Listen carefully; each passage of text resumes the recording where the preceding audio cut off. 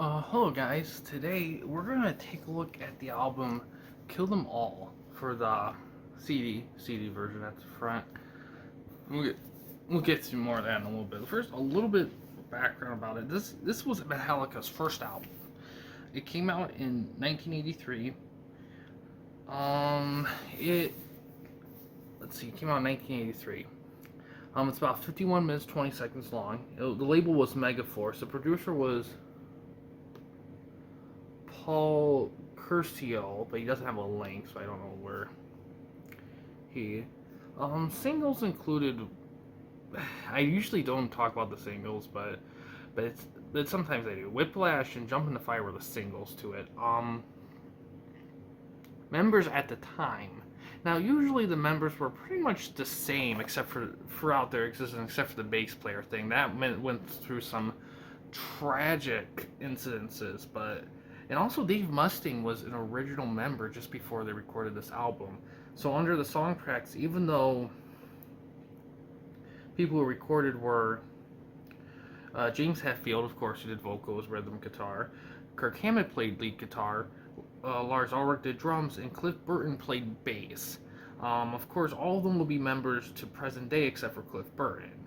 Um, Now, they went through quite a few bass players. Unfortunately, one of them passed away from a bus crash. I don't remember if it was Cliff Burton. I think it was Cliff Burton, but I'm not quite sure. So if you guys know for sure, let me know in the comments.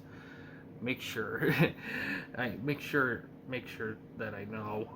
But yeah, if you look at the songwriting credits, Mustaine has a few credits. One of them being the Jump in the Fire one.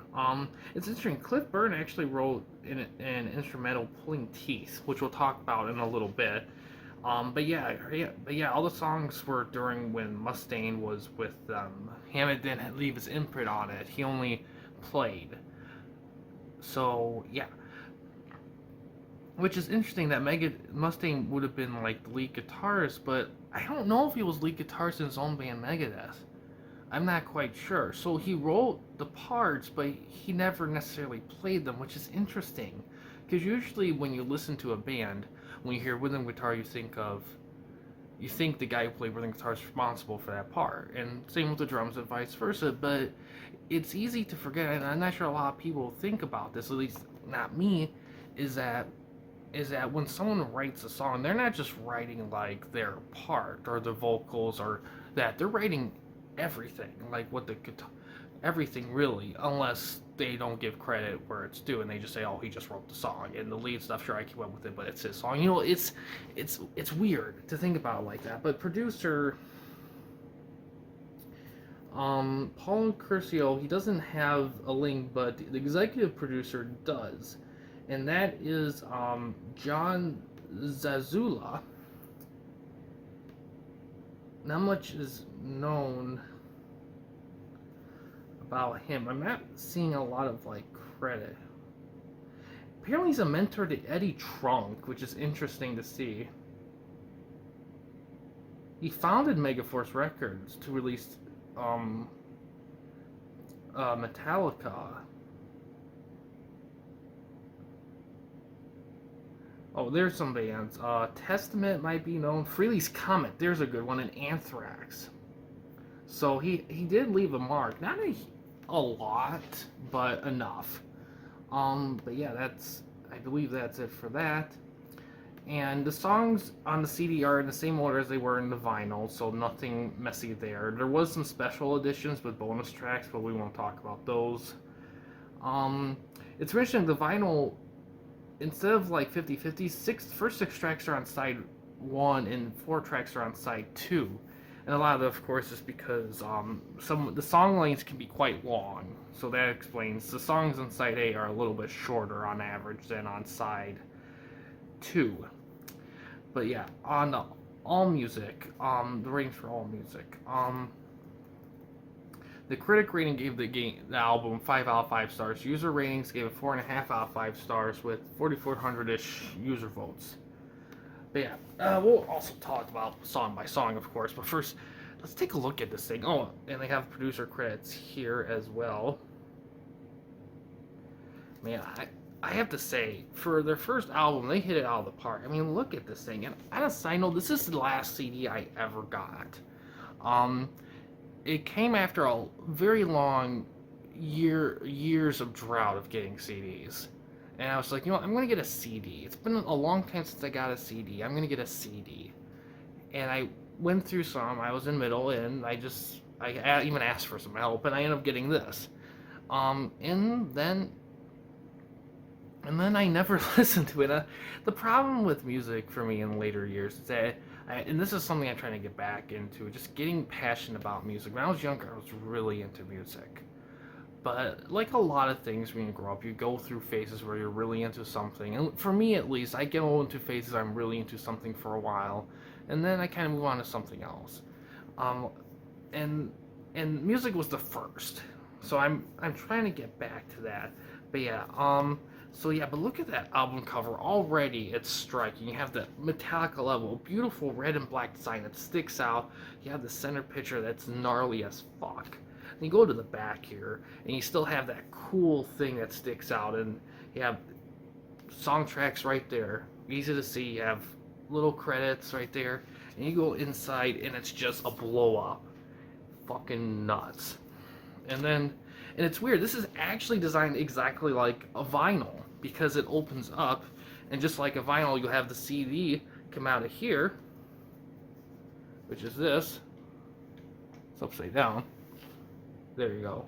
And which has, it's the traditional CD look. It has just black text with the logo, the band logo, the album name, the tracks. It's not anything super like flashy, but it's a classic look. And then the other one, you have the pan flick, just like some vinyls I think had pan flicks, but not all of them did. But they had stuff in there. So this is that right there. And then on the back, you had the band. Oh, look at that. Glorious. Yeah, Kirk Hammett. Man, these guys look so freaking young. Oh, wow. Lars Ulrich. He still has that same face like he does now. It's kind of funny. James Hetfield, man, he looks super young. Oh, they're all super young. Yeah, it's crazy.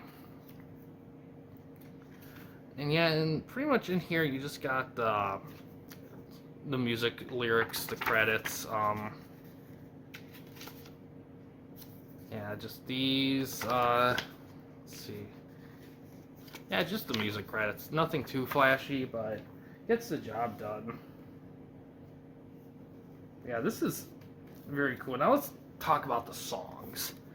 Now I'm familiar with a couple of these tracks, but not the whole thing as a whole. Hit the Lights.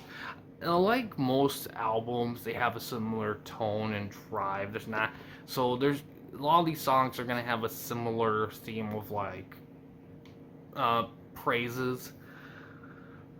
So this is considered the first thrash metal, and if you listen to it, because this is like great stuff.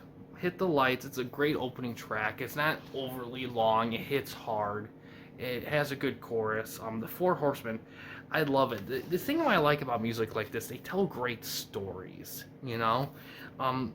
Four Horsemen, I really like this one because it's long. It's about death. You got these instrumentals. It's like, it's all that stuff. Order Breath, that's a very short one, but that one's interesting because even though it's short, it still as impactful.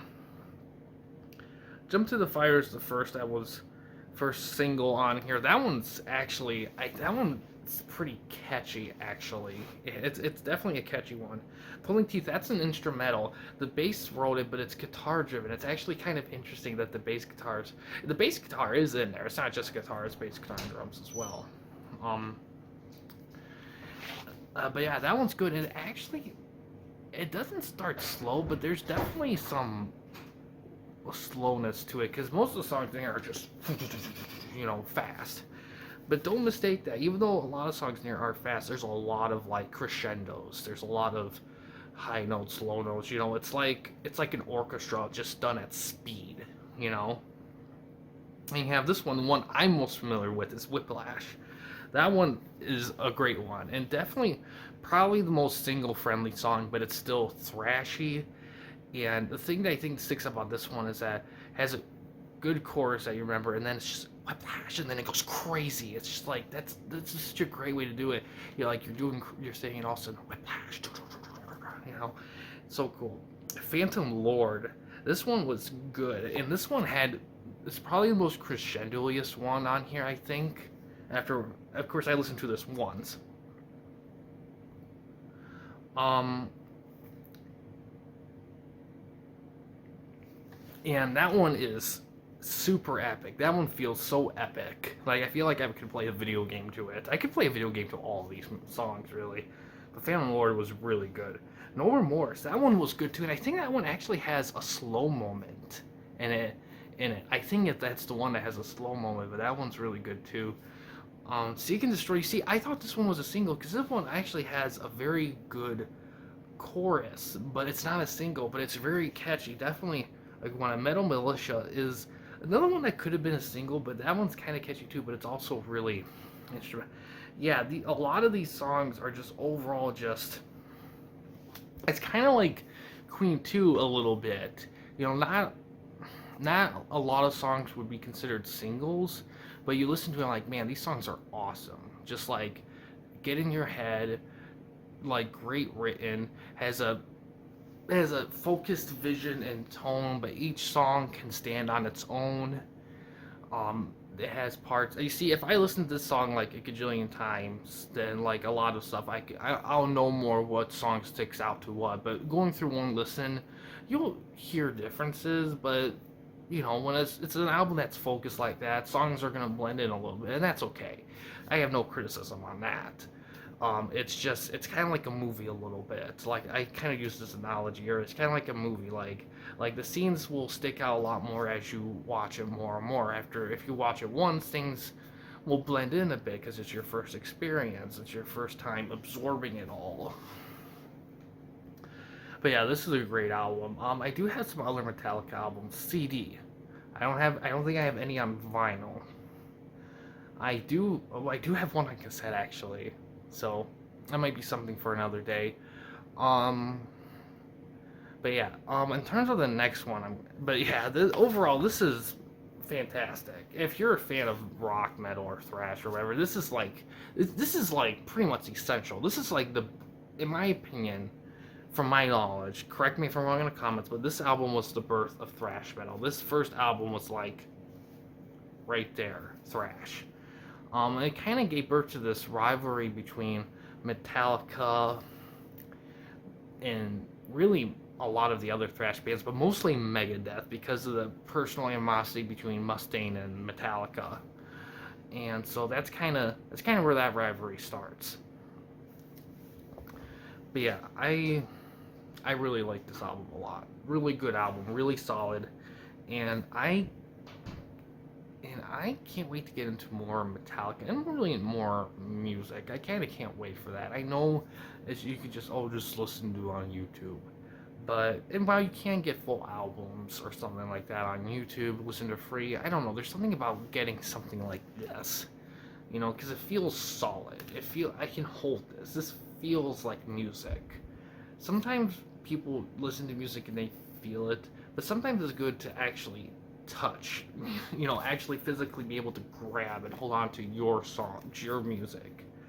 And it's like when you're on a phone, it's like I'm holding on to my phone, and yeah, phone can mean a different thing to a lot of people, like an MP3, iPod, or whatever, or the video player, movie watcher, or whatever, reader. It means a lot of different things, but it's another thing to like hold something like this. To me, this is like holding a book, a movie, a DVD. It's like holding that. It's like, sure, it's physical, and sure, it's a little bit old school, but there's something timeless about this. Something like this, I feel like, stands the test of time, because it's there. It was there.